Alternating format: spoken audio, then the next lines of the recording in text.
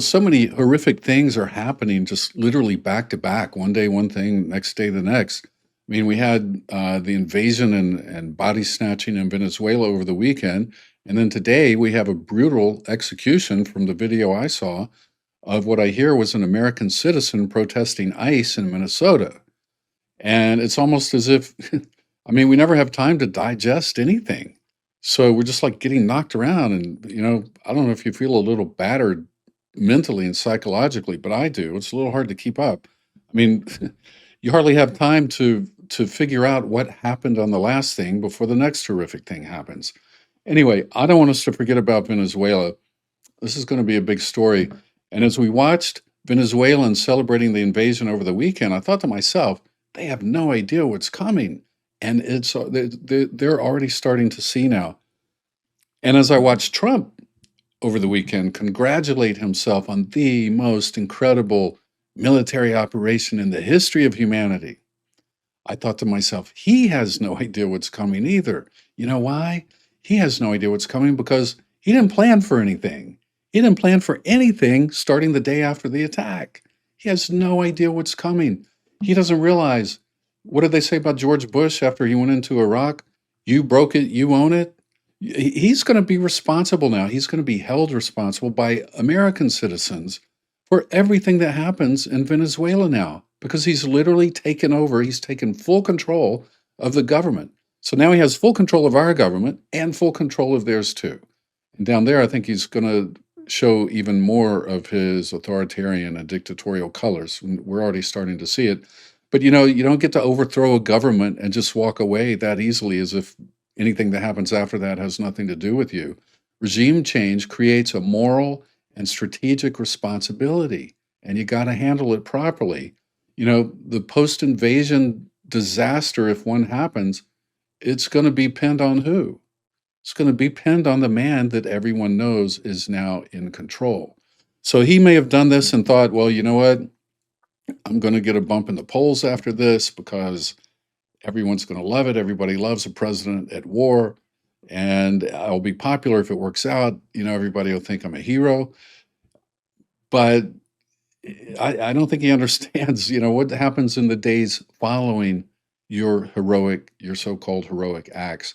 And what are the chances you think that this incredible foreign policy and defense team he's put together, Marco Rubio, uh, Pete Hegseth, these geniuses, brilliant military planners, brilliant on the ground, brilliant at putting a country back together. After regime change, what do you do? How do you hold everything together? How do you keep the military from taking over? How do you keep the military, the whole country from falling apart? I mean, that's what they got to work on. And I'm so glad we have this team in Washington to take care of this because we know they're going to do a great job, right? They know exactly what they're doing. Listen, seriously, I predict things are going to go so wrong down there that he's going to wish he never got anywhere near Venezuela. And the poor Venezuelans who were celebrating over the weekend, they were so happy to have their dictator off their backs. Totally understand that. Who doesn't? But I even said on Saturday that they have no idea what's coming because Trump didn't do this for them and he couldn't care less about them. He's not down there to make things better for them. When they saw Maduro gone and taken to New York, they thought, "Yay, we're done. No more repression, no more tyranny." But now Trump is siding with the people who caused the tyranny in the first place by installing Maduro's vice president as the new president. I mean, that couldn't look worse for the Venezuelan people. She was a protege of Maduro. And as Maduro's vice president, you know that she was looped into the same system of patronage that Maduro, had created for the military. A system of patronage or a political arrangement, where powerful people in the military are given special jobs, protection, money, or opportunities in exchange for loyalty and obedience. Trump said he would not support having Maria Corina, sorry, it's CO, not CA, Maria Corina as the president. She ran with another guy. She was the face of the campaign, apparently. He was the actual candidate. technically speaking, but everybody knew they were actually voting for her, and that's who they wanted to win in the 2024 election down in Venezuela. But Trump said she wasn't respected enough to be president. When I first heard that, I thought, what is he talking about? She's not respected enough. She won the election by something like 70% to 30%. How is that not respect? She has the support of the vast majority of the Venezuelan people. Well, I was listening to Anthony Scaramucci a few days ago, and or maybe it's yesterday, I don't know, a couple of days ago. Anyway, he said he'd spoken to people in the White House who told him that what Trump meant by that is that she, Corina, was not respected by the military. Now it all makes sense, right? She's not respected by the military. In other words, the military is afraid of losing their patronage system under Corina. And I think they're right to be worried about that because she was elected to be the anti Maduro. And I'm sure she would have overturned all of the things he did eventually. And they didn't want any part of that. They're in this system and they benefit from the system that currently exists, and they don't want it to go away. So word gets back to the Trump regime that the military won't support her. So he says, well, then let the lady who's there now stay in place. And that just shows how much he cares about improving life for the Venezuelan people. It's going to be hard for them. I mean, first they get their hopes up, and then I think their hopes are going to be dashed right away. There are signs that life has already gotten somewhat worse for them. The New York Times reports that Maduro is gone, but repression in Venezuela has intensified. Security forces have boarded buses, searched phones, and interrogated people looking for evidence that they welcomed the capture of Nicolás Maduro. Now, does that sound like it's going to be a better life for the poor Venezuelan people who have suffered so much these last decades? It's been something like 30 years now, I think. Anyway, let's see. Government officials led a large crowd of Venezuelans through Caracas, the capital, on Tuesday, marching to demand the release of Nicolás Maduro, the nation's ousted president. This protest was orchestrated by the Venezuelan government, by the military most likely, and it's probably their way of showing the Venezuelan people, hey, most Venezuelans are on the side of Maduro, and you better get on board, or you're going to be on the wrong side. It's showing them that although Trump says he's in control, that actually the military down there is still in control. And, that'll put fear in them. That'll make them shut up. They will stop cheering and applauding the fact that Maduro is gone. All right, over the past several days, security forces have interrogated people at checkpoints, boarded public buses, and searched passengers' phones, looking for evidence that they approved of Mr. Maduro's removal. According to Venezuelans in the country and human rights groups, at least 14 journalists and 6 citizens were detained. Most have been released, so that's good. But this is all happening under Trump. This is now Trump's Venezuela. And he's allowing this to happen. I bet you Stephen Miller loves every minute of this. Stephen Miller, I bet you he's taking lessons from this. All right, 4 days after President Trump said the United States would run Venezuela, the sprawling political, security, and intelligence apparatus that propped up Mr. Maduro's strongman rule is still in place. And day-to-day life for many Venezuelans has worsened, okay? Things are not getting better. And how could things get better? Trump did not go down there to make things better. That was not even part of his plan. Well, what does he talk about? Raping the countryside, raping the resources, the oil and the rare earth minerals, or whatever they might have there. That's all he wants. So if you're from Venezuela or know someone who is, don't get your hopes up. Don't get your hopes up. It's not over yet. The hard times down there are not over because you thought Maduro was bad. You might have something far worse right now in Trump, actually. The interim leader, Delcy Rodriguez, who is Mr. Maduro's vice president, has repeatedly demanded his release and condemned the Trump administration for the raid that captured him on Saturday. The government of Venezuela runs our country, she said in a speech on Tuesday, no one else. So they want the people to get behind them and support them, and they're letting the people know that they're still in charge, and the people, they're still ironing, They're still leading with an iron fist. And they want them to know. They want them to know. They're sending those signals loud and clear. Despite Ms. Rodriguez's public criticism, White House officials have expressed confidence that she'll follow their orders, and there have been indications that they may be right. On Tuesday night, Mr. Trump announced that Venezuela had agreed to give the United States 30 to 50 million barrels of oil. Venezuelan officials had no immediate response. Is that amazing? That's the equivalent of some $2+ billion, 30 to 50 million barrels of oil. It's something around or a little bit over $2 billion. So we go down there, we kick the president out, which is illegal, by the way. On Tuesday night, Trump announced that Venezuela had agreed to give us these millions of barrels of oil. Wow. Talk about raping a country and not even waiting. Just right now. Let's do it the next day. Amazing. And he's thinking, well, we got our payment. Yay. We're making money off this deal, like the tariffs. Let's keep it going.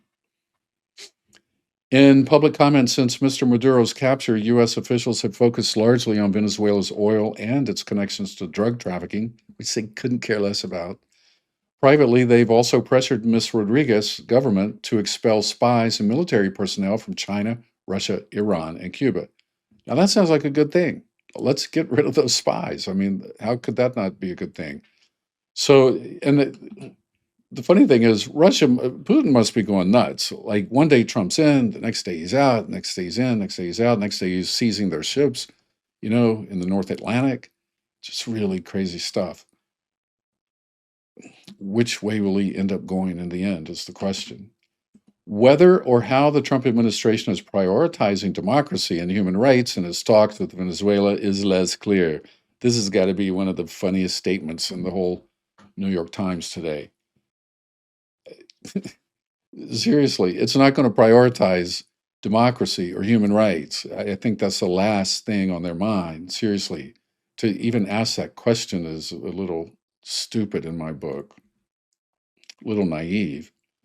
Ms. Rodriguez appears to have declared a 90-day state of emergency that gives the security forces broad power to immediately search and capture anyone who supports the armed attack of the United States, along with other measures that would further erode civil liberties in a nation long under authoritarian rule. So already things are getting harder. The state is clamping down even more than before. And this is all happening under Trump. He's not doing anything to stop it. Since that decree, Venezuelans have reported an increase in the number of police and security forces on the streets, especially the so-called colectivos, militias of masked men carrying rifles.